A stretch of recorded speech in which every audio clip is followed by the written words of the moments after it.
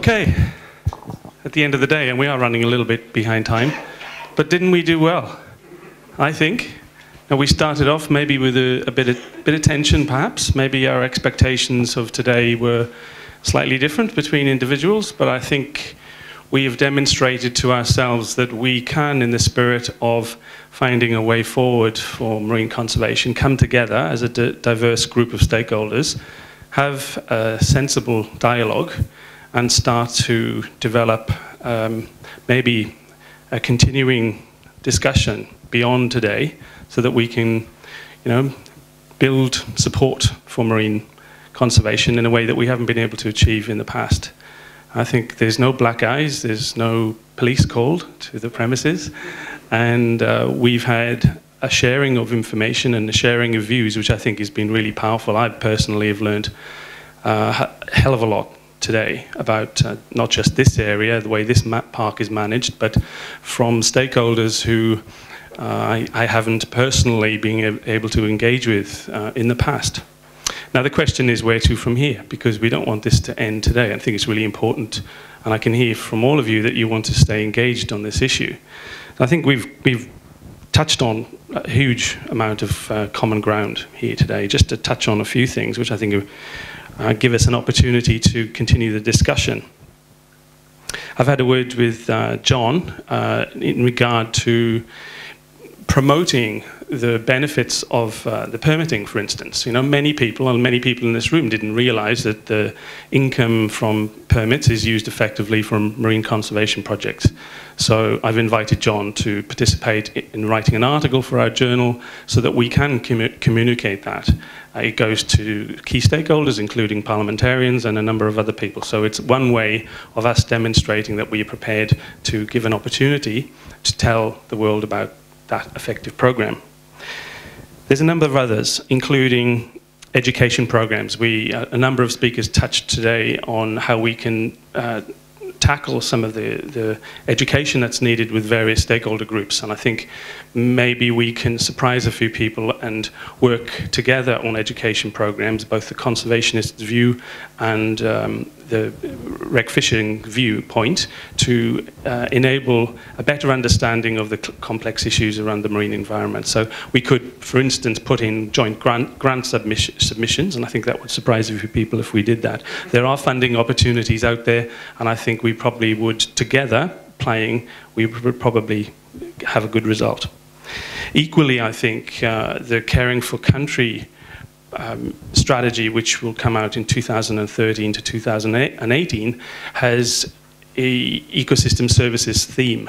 So again, I think there is a huge opportunity for various groups that are here today to participate on grants that can demonstrate that we are prepared to collaborate and work for the benefit of these outcomes. Politicians will see that and listen and weigh in and support, definitely, if we come together and put grants in that way. We also touched on the role of, or the vital role of catchment management authorities. We all know that they do an extraordinarily good job, and I think if more people were engaged in the processes and promoted the work they did, we would probably be able to harness more resources to come to the CMAs to improve land-based causes of marine pollution.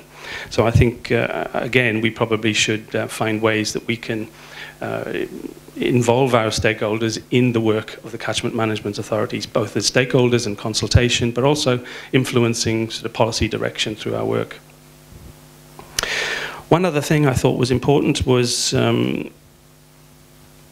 the openness and transparency issue that we heard in the beginning, and I think it's really vital. We, as environmentalists, we often feel that we're, just as you feel you are, locked out of consultation, and we often need to apply through GIBA processes, freedom of information, to get documentation that we haven't been provided. So I really hear what you're saying about that. So we share your views, and I think the CAR system with a T at the end, was that cart? I was trying to make it carp so we could talk about a fish, but no one likes carp, so that probably wouldn't work.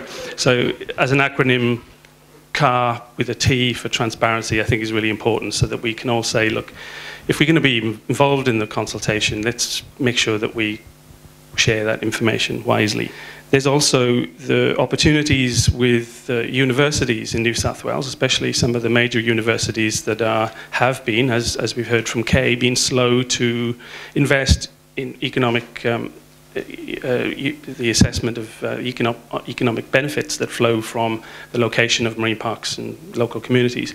And I think we do need to maybe encourage universities and maybe provide questions or projects and attract funding through joint submissions to Caring for Country.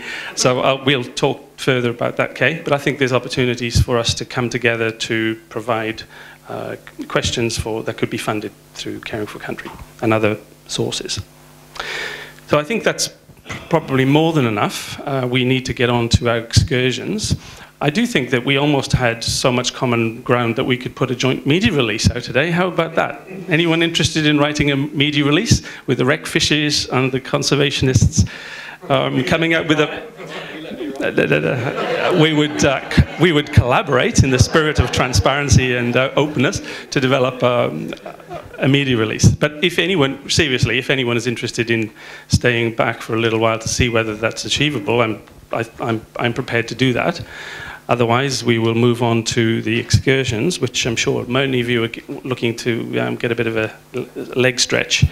But before we finish, there's a few things I would like to just say in closing. Well, thank you, of course, for coming today. Not just the local people with an interesting array of views that have come today, the panelists, the presenters. I'd like to personally thank, on behalf of NPA and myself, Peter Dowsett, who has come a long way and has volunteered his time to do the filming today very quietly in the corner. We really thank him. He's a good friend of the organisation, and this will mean that we've got something that we can work with and communicate beyond this forum. So thank you, Peter. I'd also like to thank Bindi and her team at the back, who have supplemented the food that we've had today. They've all been grown locally, and it is excellent food, and I'd really like you to sort of join with me and thank them for that. I'd like to thank Gary Shore for doing an excellent job in bringing you all to the forum today, and hopefully you've had you've come and we're glad you came, and you feel that you can work with us into the future. So thank you, Gary, for putting this off. Of course, he's been ably assisted by Kirsten at the back, so again, big thank you to Kirsten. And to Leslie. Really, Leslie was always going to be, a tough job, and I think you've done an excellent job in facilitating this forum. And El Presidente here, Graham, has got flowers for you. Thank you.